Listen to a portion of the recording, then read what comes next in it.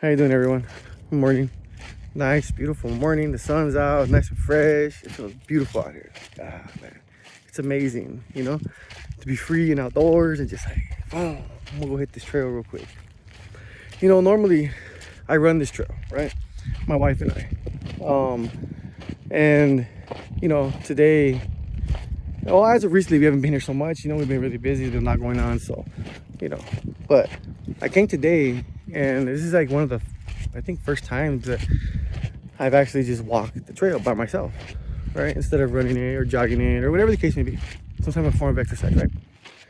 And today I said, you know what? I'm gonna go ahead and I'm gonna talk about my little video while I'm here. I'm gonna go ahead and just be outdoors for a moment. Get a few minutes out here and just show everybody. It's like so beautiful out here, bro. Like life is amazing, and just to get up in the morning and like get up, have my coffee, take my daughter to the babysitter, and then come by the trail right here and take a walk or run, whatever it is you decide to do, right? But just a sense of peace of mind, the opportunity, it's like the opportunity to just feel free. And maybe that's part of living, living versus existing. I made a post about that. And to be honest, the last few times that I've, well, not last few times, but maybe as of recent, that topic has been coming up in my conversations, which, FYI, right? Conversation is not a word. It's converse. But we all use that word so freely. Yeah, I tripped out when I heard it too. Well, unless you already know, then cool, whatever. You're the smart guy, right? I did not know that until somebody told me. I was like, what the fuck? What do you mean? But anyways, just random information. But yeah, it's just talking about living versus existing. Maybe this is part of the living part, right? For me, existing directly connects to me being in prison 15 years. The old phrases, being put on the shelf, put on the sideline, chilling, whatever the case may be. Those are my things of just existing. And then when you come home, it's like you're set with all these rules and regulations that are established by, the CDC, your parole officer, maybe, just people in your life, rules, whatever, a bunch of rules, right? You have to walk like this crazy ass straight line. And it limits you, And given, maybe it's necessary for some individuals who are impulsive, don't have this sense of wanting to do right, I guess you can say, right? But for the ones that do, it's like you're so limited. The ones that want to explore and enjoy and love life, you're limited. And again, I guess all things come with understanding, but it's just making a point. But it's saying that I've been out 3 years, as I mentioned in my other videos. July 7th was 3 years. So I got off parole in 2 years. And once I was off parole, my goodness, that shit felt so beautiful, man. It was like, to gain your freedom back is amazing. But it's also saying that, when I speak of living versus existing, I speak of, in my particular perspective, I guess, it's about when in doing stuff, having fun, doing the things that you're afraid to do, doing the things that that you want to do, you think you can't do, or you feel like you're gonna be judged for it. And it's hard to say because that's not even necessarily true itself, but for the most part, I'm gonna go with that for now. And life is interesting. There's all these things that people are afraid to be them. It's really is that. People are afraid to be them. I know I was for a very long time. Because I'm really not a mean guy. You know what I mean? I'm not a mean guy. Really respectful, kind. I'm courteous. I have manners. I know how to treat people with respect. And I do, I expect respect in return as well. But versus the person I was, this gang member, this cholo, this guy that just hates the world. It's like, fuck everybody, yada, yada, yada, yada. You know? That's ugly. Pretty messed up, too. To be that way, you know? And it's messed up that people think they have to be that way because they're afraid to be themselves. Now, don't get me wrong. For myself, personally, I was young, I didn't know any better, I was naive and ignorant, all that good stuff, right? The usual shit everybody says. I was that. And then I had nobody else around to teach me or to guide me or to give me any direction of what I was already doing. The only thing I was ever taught was violence, you know? And then it's like, you know, angry and violent all the time. Always works, right? But truly, that's not who I was. You know, like, who I am is, you know, I'm a loving guy, you know? I'm caring. You know, I love helping people, which is why I do the work I do. I have the job I have. You know, I love it. I love helping people. It's an amazing feeling. You know, when you can look at somebody after, you know, helping them accomplish even the smallest thing, that sense of appreciation, you know, that they're grateful for you. And at times, you're their only means of support. And just for them to know that another human being that has nothing to know about them in any way, shape, or form before meeting them is helping them. And then doing it without expectation, doing it without wanting anything in return. You know, it's like just giving the love, spreading the love. You know, it's not saying everybody's like, you know, everybody's gonna love everybody, because I mean, in a perfect world that might be true, but it's not gonna happen anytime soon, if ever. But we can love one at a time, and we can help spread the love, right? And not only that, but you know, I mean, I'm a really chill guy. You know, I like to kick back. I'm vibrant. I like to have fun. I didn't even know I liked a lot of things until recently. But then again, I was in prison for 15 years. So what would I have known? I was just a kid, right? But now as an adult, as a grown man, there's so many things I've learned about myself and understand at 39 years old. I'm barely figuring this shit out, you know what I mean? And I love it about myself. I'm good. And that comes from having this toolbox I'm always talking about. That's where that comes from. That comes from allowing myself to be open with the people around me that were willing to give me advice and guide me and teach me the right way. And understanding that prison was a big part of my life and always will be. And I can't just erase it. I can't make it go away. I can't make all those bad things go away. You know, all the negative things I picked up. But what I can do is I can learn how not to use them. I can learn how to replace them with other things. You know, I can learn how to take my moments and the things that I've learned, and why not spread that same energy in a positive aspect? You know, that same energy, use it for something good and great. You know, it's like I once heard a friend of mine, right?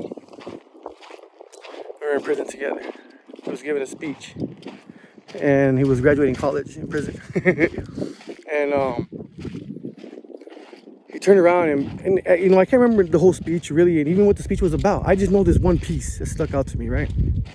And it was, why be average when you can be great? Yeah, it's okay to be average. Ain't nothing wrong with that. But why? You know, why not motivate yourself? Why not push yourself? Why not find somebody that you want to look up to or be like? Whatever it is. You ain't got to tell nobody about that. It's just, why be average when you can be great? That really stuck to me. You know? And, you know, I came home and, you know, this guy, I still know who he is. We don't talk really as much anymore. I mean, good guy and everything. He's busy. He's doing a lot of good stuff in the community and in the, you know, in the surrounding areas and stuff. But it's also saying that, like, that really impacted me. This is like I say when I talk about things. Yeah, you'll catch me jumping from topic to topic. You'll catch me just rambling on about some shit. And one thing I'll get stuck on for a long time. Maybe I won't. But maybe there's just one piece, one line, one sentence, even one word that triggers something in you. Why be average when you could be great? For me, that triggered me. Might not trigger you, but it triggered me. tell you this much. In 3 years I've been home, I have gotten off parole in 2 years. I helped develop a youth diversion program in the San Fernando Valley. I was part of the team that developed it, called Tuchin Youth Empowerment. I was the first case manager there. And that was my first job for the first 2 years I was out. I did that. I loved that job. I'm Native American. I'm a Fernandez Otavian Band of Mission Indians tribal citizen. I didn't know that till I came home either. It's like all these different things that I've, been able to do and accomplish. I've been accommodated with awards, and, I've been certified in a few different things. And it's crazy because I got all this different stuff going on, but I have no degrees. I have a GED, and I just really take my stuff seriously. I really do study, and I really do read books, and I did it while I was in prison. I've been to college, I've done college, just haven't finished college. So yeah, it's not like I haven't done any of the work. I know what I'm talking about. But it's just saying, why be average when you could be great? And then I turned around and came to work in another community, and now I work in rental assistance. I'm a case manager, and in doing that, I get to work with the incarcerated community, or people that have been formerly incarcerated, should I say? That community of people, my people. You know what I'm saying? It's like, I know what it's like to come home and have nothing. I know what it's like to come home and struggle. Who better do the job than somebody that can connect with you? I really believe that there's this unique thing that people that have been incarcerated have. There's this connection that brings everybody together. And that connection is that we have a universal language amongst each other. We know. If you've been there, then you know. If you've seen the things, you know. You understand. You get it. It's not just like a lot of people would say. I've heard it a lot of times, shake it off. Get over it. Do this. As a pro, I did 15 years. I was 21 and went to prison. Got out when I was 36. I literally grew into a man in the joint, It's like, this is all I know. And now you're trying to tell me to live out here. It's like being in a foreign world, I feel like a foreigner. I feel like I don't even belong here. See my place. This fucking place is ugly, dude. People are rude, disrespectful, ugly, no manners. People say the ugliest things. People don't keep their word. People are disloyal. It's just really ugly out here, dude. I mean, don't get me wrong. You have all that in the joint. I'll give you that right off the bat. You have that in the joint, but it's not as common as it is here. There. Most of the time, the dudes that you're with. What is this? But it's really, I don't know. I can get into a bunch of other stuff with that, but I'm not going to. That's not why I'm here. But it's just saying that, loyalty, respect, mannerisms, the basic things, right? People out here lack. And that really sucks. People literally, don't get it, They think it's okay to just talk shit to each other and be ugly. And for example, I hear people always calling each other bitches. It's like, that's a really ugly word, dude. At least that's what I was taught. Just in general, to be called out of your name is not okay. And I don't like disrespect. I don't like people being loud and out of control. It's like, it's not that necessary. Just relax. But nevertheless, the point I'm making with that is that prison had embedded these things inside of me. So in doing so, it created something in me. And so I can't just shake it. It'd be harder to get rid of it rather than learn how to work with it, right? Work smarter, not harder. And so I learned to work around it. I've learned to use it in a positive aspect of things that I've learned. And then I've also learned to kind of work around the negative things. With the toolbox that I was given, of course, I've mentioned already a few times. And it's learning how to understand. It's learning to understand my emotions better. It's not saying I understand them indefinitely completely. It's just saying that I get it. When I'm feeling something, I know it. And I'm able to identify that feeling rather than be confused by it. Most people say they understand what they're feeling, but they don't. People say they have to control their emotions, but they don't. Nobody controls their emotions. You just learn how to work around them. And you learn how to work around them. That's it. You have to, because emotions are your driving force. When you learn to be calm and a sense of peace, But learn how to do those things and be patient. I mean, they're not easy things to do. Some people have them, some people got to learn them, but anybody can acquire them. And it takes time. I know it did for me. I mean, I'm still going through it. You know, I'm impulsive in some things, really patient and observant in others, and very analytical in others. You know, it just depends, really, right? But I just want to say that, you know, in all this, and when you're progressing and you're growing, you know, when you're moving forward in whatever it is you're doing, it's like saying, if that's the case, then okay, cool. But in doing everything you're doing, the one thing that will bring you peace and understanding and calmness, maybe, is what are your intentions and whatever it is you're doing.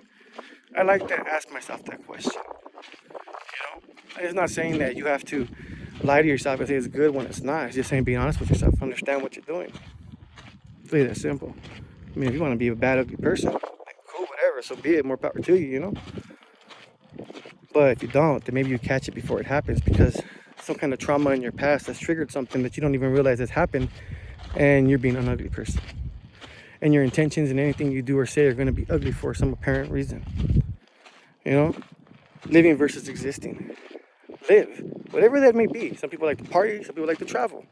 Some people like to party and travel. Some people like to travel and party. Do whatever it is that makes you feel alive. It makes you want to get up every day and say, fuck, let's go. You know?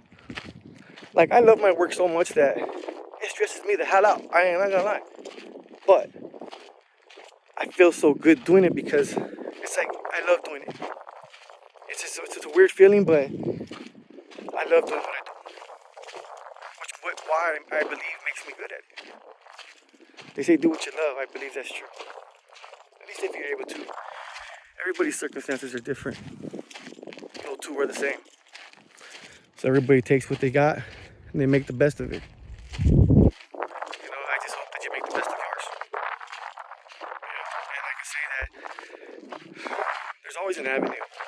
There's always an option.